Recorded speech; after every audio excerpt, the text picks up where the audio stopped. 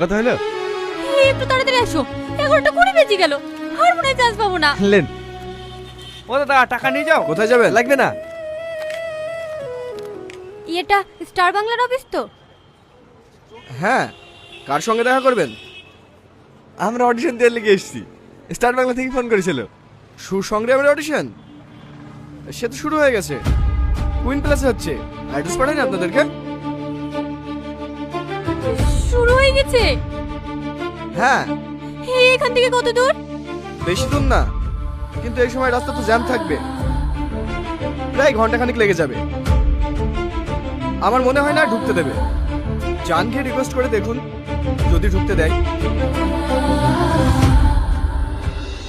আর হবে না, এমন বেশি চাপিছে, 4 ঘন্টা রাস্তা 5 ঘন্টা লাগিয়ে দিল।